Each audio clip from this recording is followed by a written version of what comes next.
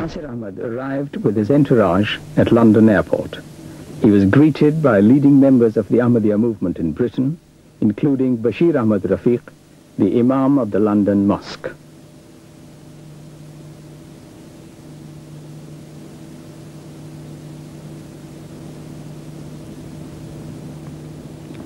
Soon after his arrival, Hazrat Mirza Nasir Ahmad, accompanied by his wife, was escorted to the VIP lounge for a press conference to announce his arrival in the United Kingdom and his proposed attendance at the international conference. Huzur's visit and the conference established milestones for the Ahmadiyya movement in Britain and form part of a worldwide missionary campaign.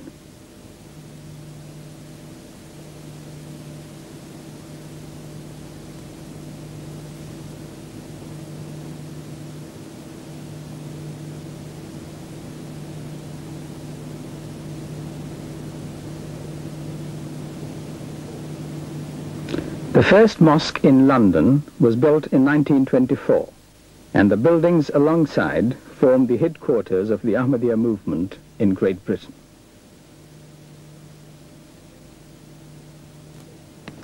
Members and followers of the movement from both the United Kingdom and from other parts of the world gathered in preparation for Hazrat Mirza Nasir Ahmad's arrival.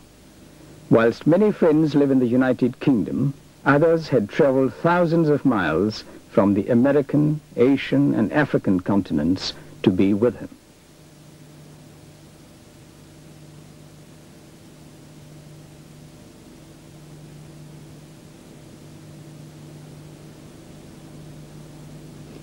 Arriving by car, Hazrat Mirza Nasir Ahmad, with an agility belying his years, was anxious and eager to meet the several hundred followers who had assembled to greet him.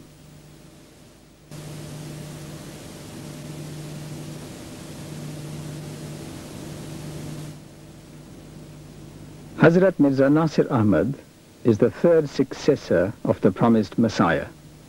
He was born in Qadian, India in November 1909 and was elected Khalifatul Masih III in November 1965. Hazrat Mirza Nasir Ahmad is a great intellectual and memorized at a very early age the whole of the Holy Quran. He has an honors degree in Arabic from the University of the Punjab and graduated in philosophy in Arabic from Government College in Lahore. In England, he studied at Balliol College, Oxford, where he took an honors degree. His knowledge of several languages enables him to converse with members of the Ahmadiyya movement in many countries. Hazrat Mirza Nasir Ahmad has brought about a great expansion in the missionary activities of the movement, and under his direction, mostly in African countries, a large number of schools, medical centers, hospitals, newspapers, and magazines have been established. The institutions established by him include the Fazle Umar Foundation, the Nusrat Jahan Leap Forward Program, and the Ahmadiyya Centenary Jubilee Fund.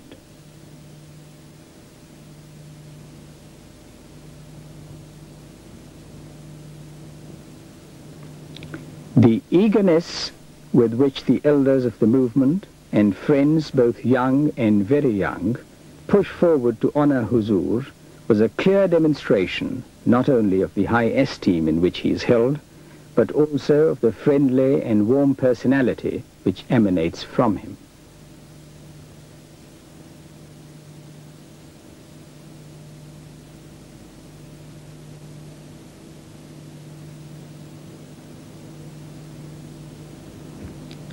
On Friday, June 2nd, 1978, Hazrat Khalifatul Masih once again attended the London Mosque for a prayer service.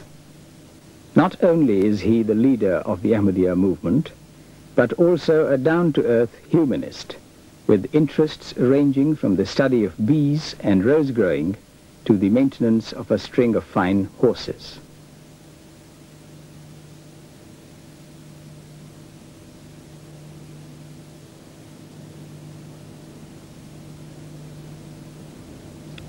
Inside, the mosque was crowded with friends to hear Huzur on this occasion deliver a sermon, and to lead the assembly in prayers.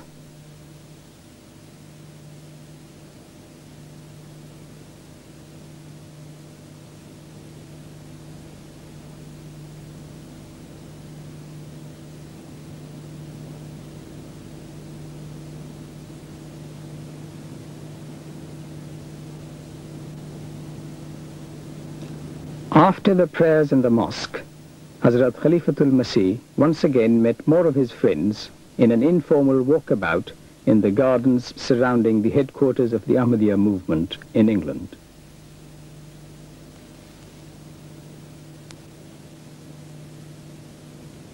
For the formal group photograph, Huzur with his principal colleagues sat for the host of photographers which surrounded him on every occasion.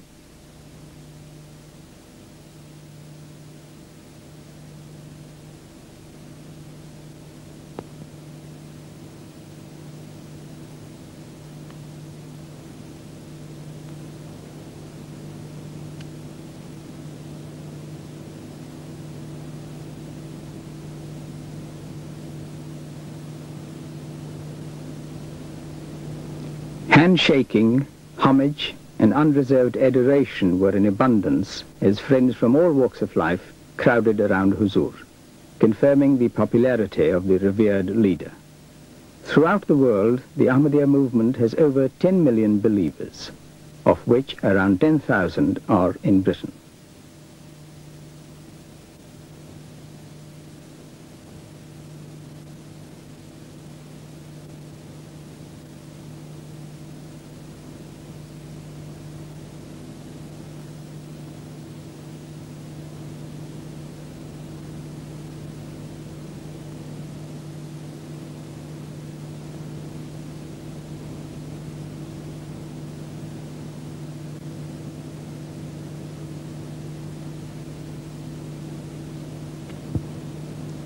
On the afternoon of June 2nd, the conference itself was opened at the Commonwealth Institute in Kensington, London.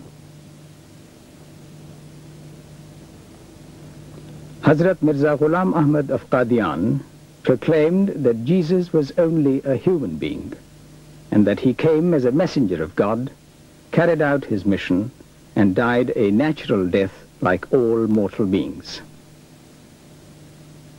The Ahmadiyya movement declares that Jesus did not die on the cross, but was taken down by his followers while still alive. He traveled to India to convey his message to the lost tribes of Israel, and died at a great age in Kashmir, where his tomb can still be seen. Recent archaeological excavations have confirmed it to be the tomb of Jesus. The theme of the conference was therefore the deliverance of Jesus from the cross, and literature produced by eminent historians and writers was on display. For this historic event, believers and friends came to gather information and to be addressed by Orientalists, archaeologists, scholars, and theologians of many religions, who had been invited from all over the world to speak on their beliefs. The opening ceremonies took place before a packed main hall and to overflow audiences in adjacent halls by television. For this opening session, the speakers on the stage were Dr. Ladislav Filip, Sir Muhammad Zafarullah Khan, Bashir Ahmad Rafiq, and Air Marshal Zafar Chowdhury.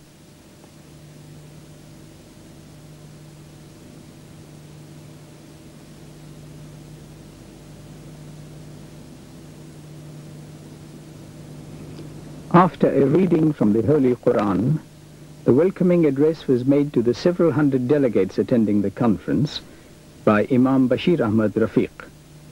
Bashir Ahmad Rafiq came to London in 1959 as a missionary and deputy imam. In 1964, he was appointed imam of the London Mosque.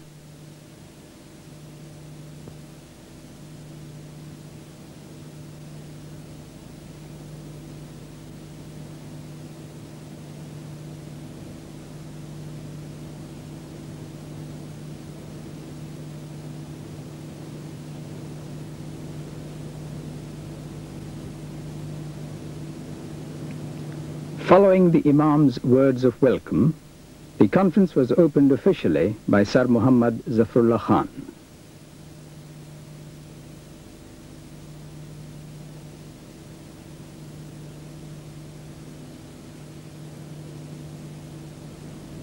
One of the first speakers was Dr. Andreas Faber-Kaiser from Spain, a philosopher and scholar of comparative religion who has pieced together an impressive dossier relating to the tomb of Jesus in Kashmir.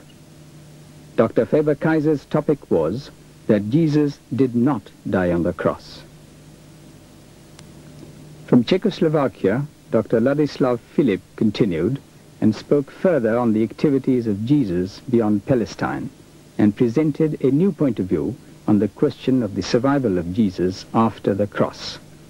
Dr. Philip's study of the historical Jesus began in 1956, since when he has presented papers at the Oriental Institute of the Czechoslovak Academy of Sciences and also at Charles University.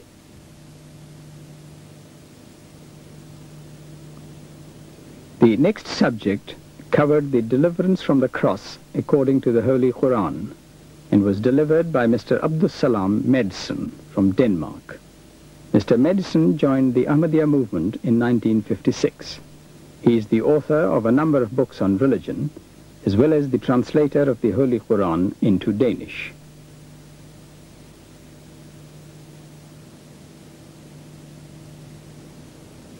Sir Muhammad Zafrullah Khan is a learned scholar in world religion and the author of several books on Islam. Sir Muhammad is a distinguished personage. He was the first foreign minister of Pakistan and later became president of the General Assembly of the United Nations, and thereafter president of the International Court of Justice. The subject of his paper was the Ministry of Jesus, Prophet or God.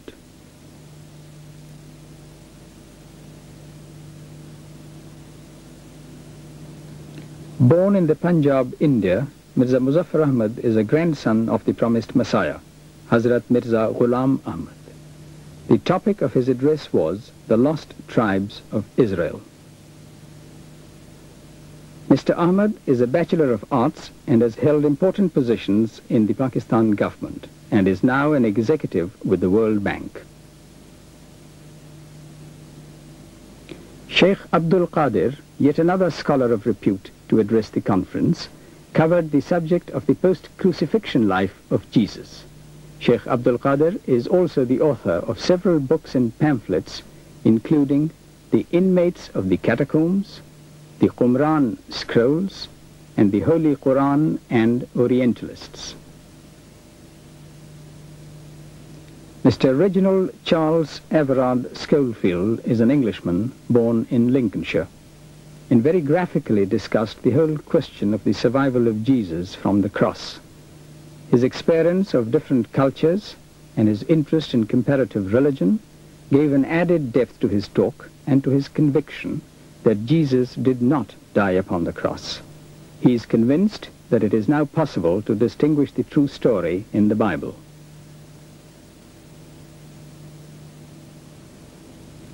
At the closing session, a resolution was put to the Assembly by the Imam of the London Mosque. The resolution called upon the governments of India and Kashmir to confer the status of an historical religious monument on the Rawza Bal at Srinagar, Kashmir, that adequate provision be made for its regular upkeep, and that encouragement be given for further research by permitting reverential investigation into the authenticity of the tomb. The resolution was unanimously endorsed.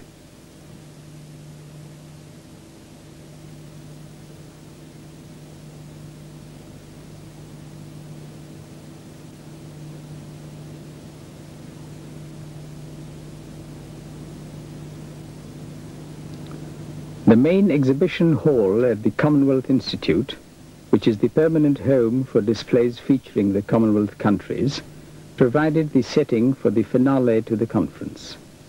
Over 1,000 people attended this highlight of the week to hear an address given by Hazrat Khalifatul Masih.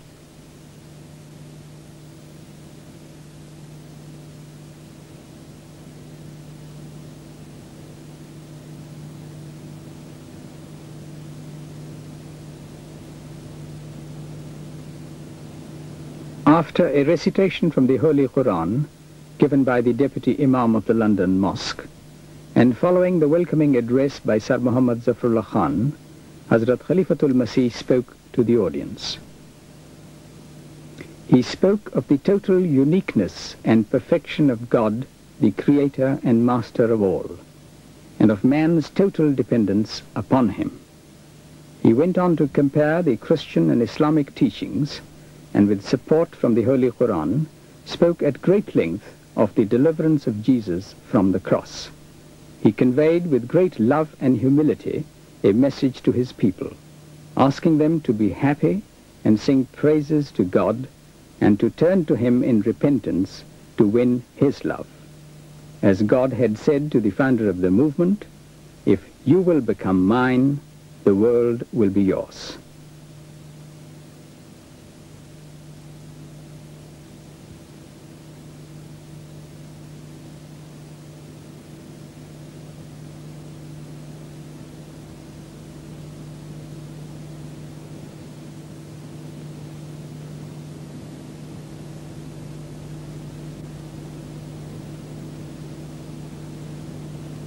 Hazrat Mirza Nasir Ahmad's visit to London provided him with a unique opportunity to catch a brief glimpse into the workings of the House of Commons.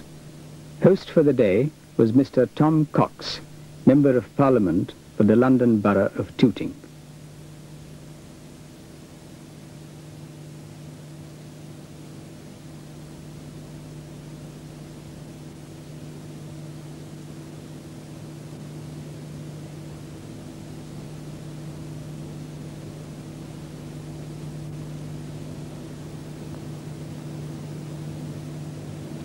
In the members' dining room at the House of Commons, over 100 friends of the Ahmadiyya movement enjoyed the warm reception and hospitality extended to them. All the invited guests had the opportunity of meeting the revered head of the Ahmadiyya movement. Huzur spent some time chatting to local dignitaries, including the Mayor of Wandsworth and later the Mayor of Croydon. The mayors of 4 London boroughs were among the guests.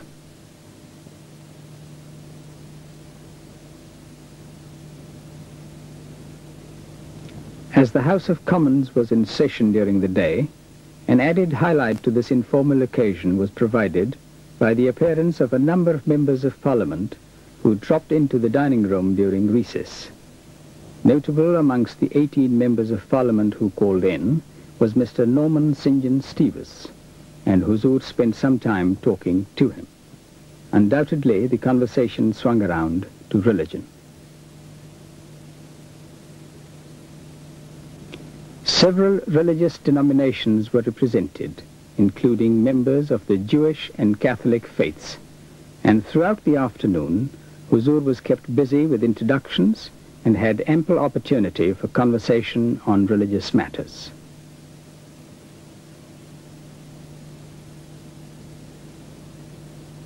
The tea party went on for 2 or 3 hours, with Huzur obviously enjoying this relaxing occasion. There was even time for the cup of tea.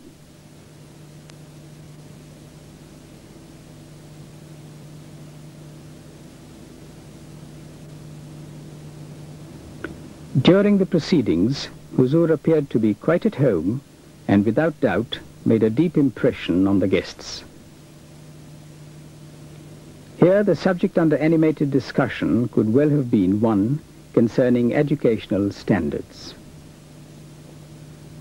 Concluding the afternoon, Huzur visited the public gallery to observe the House of Commons in session, in what is the heart of British democracy. But even the British Parliament could not command the small shower of rain which greeted Huzur on this occasion.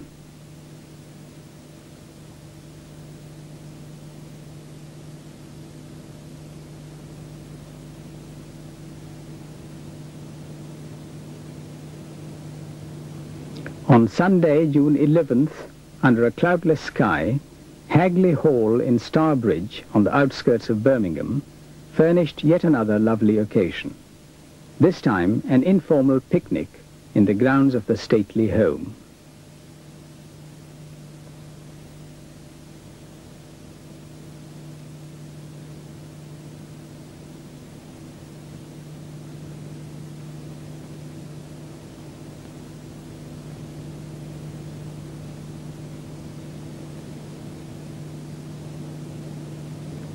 Hagley Hall, the home of Lord and Lady Cobham for many years, provided a fitting background for an event such as this.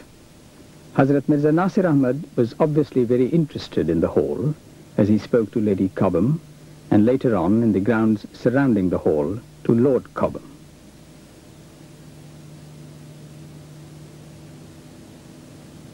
Huzur's extensive travels throughout the world and his experience of life enable him to converse easily at all social levels. Through his efforts, the Ahmadiyya movement is brought into wide contact with all walks of life.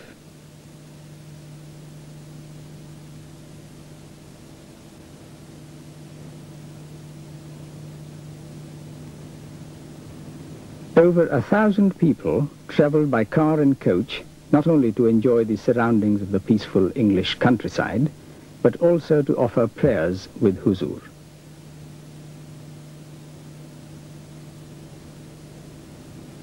The Ahmadiyya movement was founded by Hazrat Mirza Ghulam Ahmad, the promised Messiah and the expected world reformer. He came with the spirit and power of all the prophets of God. The Ahmadiyya movement, therefore, seeks to uplift humanity and to establish peace throughout the world. It is Islam, true and real.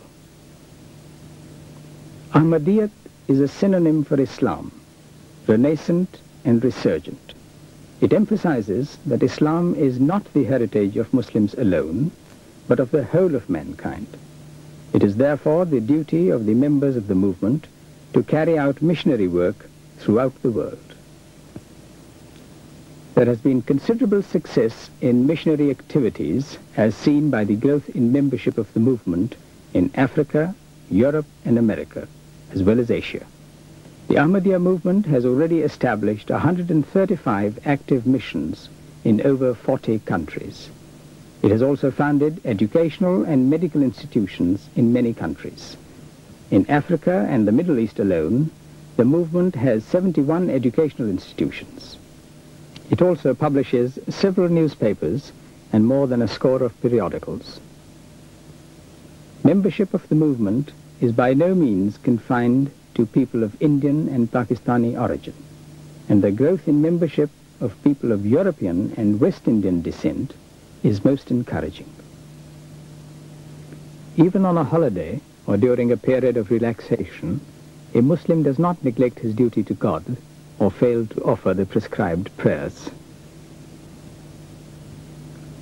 Hazrat Mirza Nasir Ahmad is a man of firm belief and conviction, and his visit to the United Kingdom will be remembered for a very long time by all those who were privileged to be near him, honor him, and pray with him.